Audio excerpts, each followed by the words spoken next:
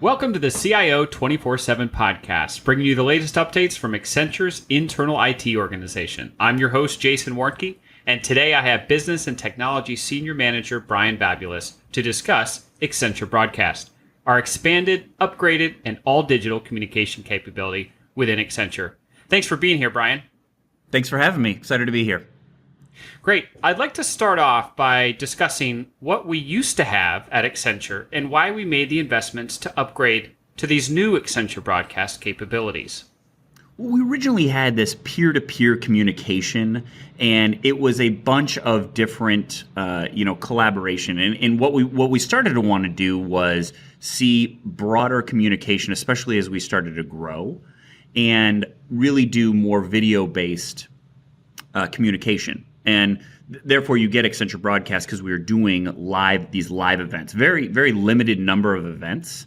And we started to see that this was the new voice. It was pervasive, immersive, and really allowed for more digital communications. And really what helped us kind of set this overall backbone was the technologies like telepresence, video conferencing, where we were able to leverage what was already out there and really build an overall broadcast capability, which allows us to deliver live, and online videos for all of Accenture.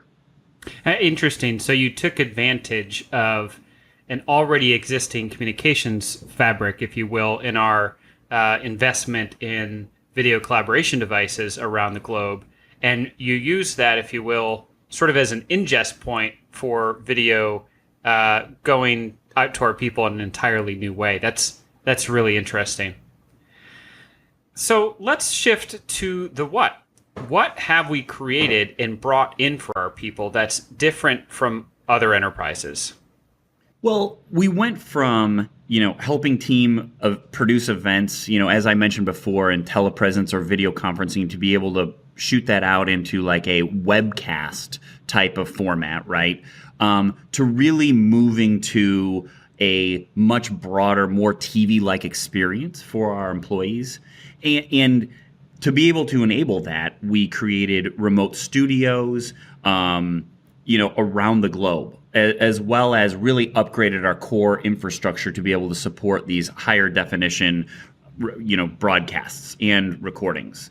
And therefore leveraging, television production equipment, and really taking these, single focused broadcasts that are shot, recorded out to everyone or broadcast out to everyone, to something much broader where we now even can do two-way conversations, right? We've added interactivity, such as you see maybe in some of the social media sites, such as like a Facebook or a YouTube, or even a Twitter, right, where you're getting that immediate feedback. You're able to have much more of a conversation, across the organization.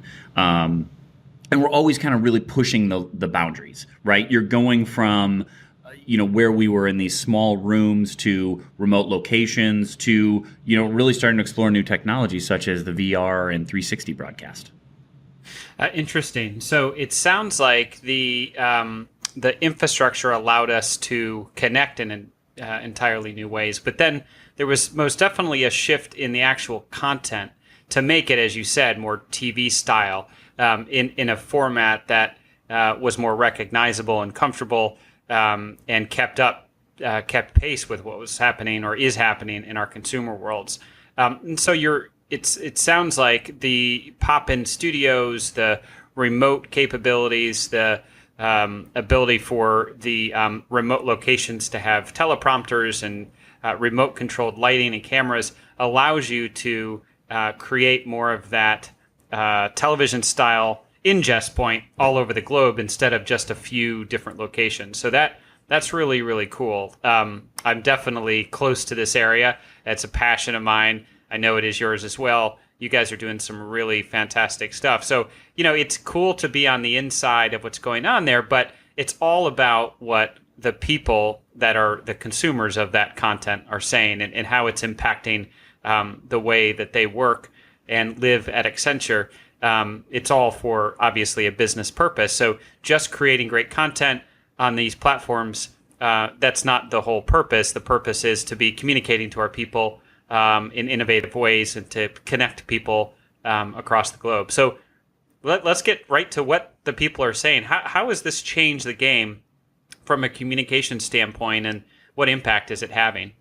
Yeah, no, absolutely. And I think what you're saying is where we're taking content to a whole new level. You're taking creativity to a whole new level, and you're engaging audiences, and therefore your messages are hitting. You're not doing just your standard run of the mill where people tune out, and you can see it in the metrics where the drop off from our overall broadcasts and videos that we produce is much more engaged. You're getting much less drop off because of that interest, that engagement. And I really think as well, it's become one of the primary vehicles that we use to connect and to communicate, right? We see our senior leaders leveraging it to ways in which we communicate with our clients, all the way to ways in which we communicate with our employees. So it's not just a Accenture, we're going to do this internally. We're going to do this to be able to communicate more broadly, even outside of Accenture, to be able to share knowledge and information. You saw that with some of the work that was done with TechVision last year, where there was quite a bit of a video presence on that versus just some emails or some PowerPoint decks that went out. And you can see as well, people are watching these broadcasts. Not only the drop off is less, we're seeing an increase in people watching these events. Over the course, our kind of quarterly average is around, 9 million minutes of live and on-demand content, per quarter. Wow. So we really do have the engagement, which is the thing that we're trying to do, here with broadcast. So it sounds like, just like we measure everything we do at Accenture, you all are measuring as well the impact it's having, just based on how many people are not just tuning in, but how long they're staying tuned in, and what sort of programming they have a demand for. The leaders are taking notice as well, and looking at what their peers are doing. Our own CIO actually has stopped and banned the memo, and has moved to his organization globally, and has moved to the creation of a regular television show called CIO Live, and other. We see other leaders that are taking that same approach, and the CIO Live is really a different format. It is like a variety television show with guests from around the globe or in studio, and other leaders are latching on to that great idea, connecting with their audiences in all different ways, and we definitely see the difference that it's having. The quality of the programming is going to an entirely new level. It's really, really exciting. So then, exciting space, growing space. I know you're building these studios all over the world. So what's coming next? What kinds of things are you working on to keep building on that momentum as you've created what used to be called webcast into Accenture Broadcast? So tell me a little bit more about what you have planned. And if you don't mind, tell us just a little bit more about that term, moving from webcast to broadcast. Yeah, I think webcast, you think of, I'll first answer that first question. Webcast, you think of kind of the old school, you tune in, it's a bunch of people in a conference room presenting to an audience or presenting out, and really hoping to connect. A broadcast is much more so the creative content. It's a show, so to speak, using the medium to really have much more engaging content than you would have had before. It's not just reading PowerPoint slides off a deck. The deck is gone. You're presenting. You're having interactive content all around you to really be able to broadcast out there. And you think of like your, at simplest form, your news or your TV shows, something to that effect.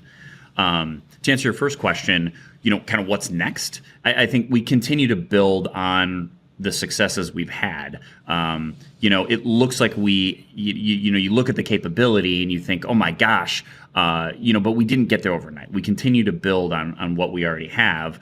We'll continue to expand and rethink our studios. We'll continue to partner with our teams in more and more creative endeavors. We're looking at a proof of concept called CIO 247, which would be a quote unquote network. Now we go from broadcast to an overall network where you're providing content around a specific area, in this case, around our CIO space. And then we also want to continue to partner with our teams, right? This is a service that's available to our client teams, and they should be able to use us to help differentiate ourselves in the market. This is something and a capability that not a lot of companies have, and we should be able to provide this to our clients to really enhance and engage their communications, all the way to their training and how they engage their employees. That's fabulous. Super exciting space. I'm certainly personally excited to see where this heads. That idea of moving to a network is certainly pretty groundbreaking inside the enterprise, and I'm intrigued to figure out how that takes off and how our people around the globe use that day in and day out as a mechanism to learn, connect, and share. So great. Brian, thanks for taking time out of your day to tell us about Accenture Broadcast. Thanks again for listening to CIO 24/7 podcast, bringing you the latest updates from Accenture's internal IT organization. I've been your host, Jason Warnke, with Brian Vabulas from Accenture Broadcast. Tune in to more episodes on Accenture.com.